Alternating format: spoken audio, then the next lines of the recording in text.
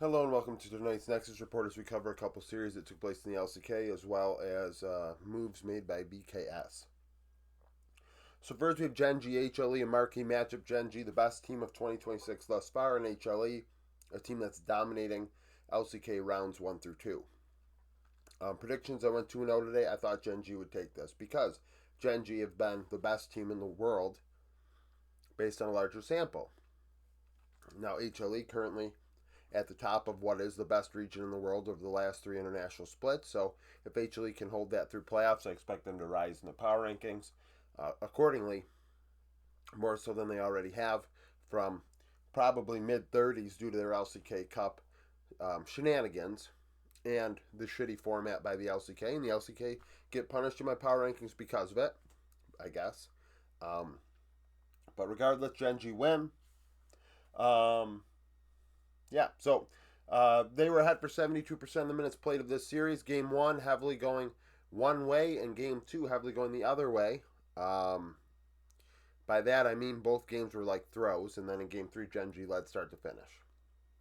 So that's kind of the deal there. gen.g took 9 of 14 Drakes, 3 of 5 Barons, 2,300 gold a Baron about for gen.g. HLE 3,200. Duro 1,444. Ruler 3 solo 2v2 kills, 29% of the team's damage. Chovy had a solo 79 KP. gen.g led top to bottom of the rift, leading 1,110 gold in top lane, 350 in the jungle, 730 in mid, and 386 in bot. So about a 2,500 gold lead on average in this series, despite only winning 2-1. Guma 8-9-19, 31 damage share, and Kanavi 86 KP in the loss. We see due to this, HLE did actually drop one in the power rankings. We saw minor movement for other teams. I included what happened in LEC yesterday as well, or Monday, in the power rankings. So that is a thing. So that's why we see some LEC movement. BFX KRX. KRX should have won this. They were ahead for 65% of the minutes played, but they fumbled their Barons. Their Barons were terrible, averaging only 546 gold across 3. BFX doing quite well, winning due to Baron, essentially, in Game 3.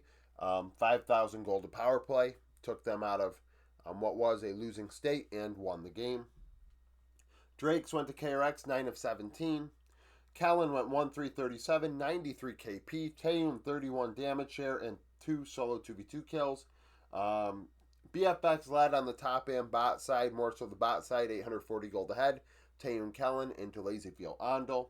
UCal 2 solo kills, 19-6-12, 34 damage share, trying his hardest.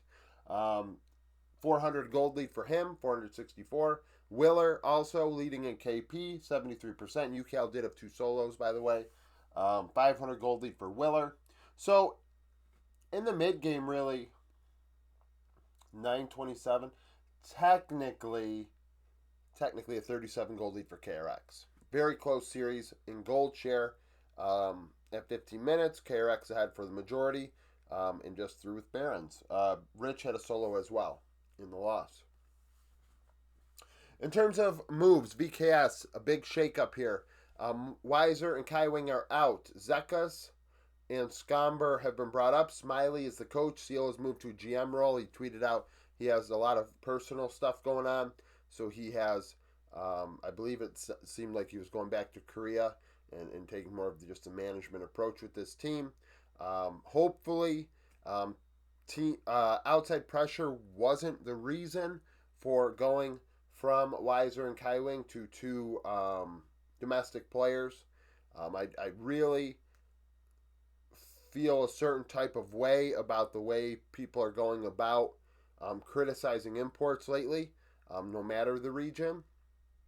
I feel like they're using them as scapegoats and not treating them like they would a regular player. Not to say Kaiwing hasn't been on struggle street, and Weiser, I mean, hell, Bull was negative aura for the team. But Weiser came off his bench. He didn't do terrible. 2-1 KDA, 50 KP, 8-4 CS per minute. Didn't give you everything you want. He dealt a lot of damage with 1.81 and a 3.3 share differential. Very good vision efficiency, +3, but behind 260 gold. and 300 XP. So he had a solo kill every 3 games. 2 new champions out of every 5 games. Um, but the solo kill stat kind of sucks in a way because like you get a solo kill every 3 games, but yet you're behind so much in the laning phase. Not great. Older player. They bring in Zekas, who isn't super young. He's 24 years old as well. Strong damage top laner. Similar to Weiser in that way. Nearly a 2 damage per gold in the second tier of CB LoL. 5.8 share differential. He can offer a carry threat in the top lane. We see they also brought up Dismiss in place of Sarlu, but I'm not putting those stats down. These guys we've seen this year. But 326 vision efficiency, very good at a lower level, and dominated that level of play. I mean, a 500 gold lead, 200 XP lead. Doesn't have that crazy outplay potential with solo kills, only 1 every 9 games. We'll see what happens here. The Kaiwing move at the time I didn't love. And I think that really hurt the team. Scomber isn't somebody to super write home about. He's 26 in his own right. Kaiwing's like 30. But, I mean, it was a downgrade from Trimby, in my opinion. And, yeah, so that's a thing. That's a thing. I don't know if this is really going to help VKS. I'll be honest. I feel like when you want to go with young talent, and I don't really think that's the direction we're taking here.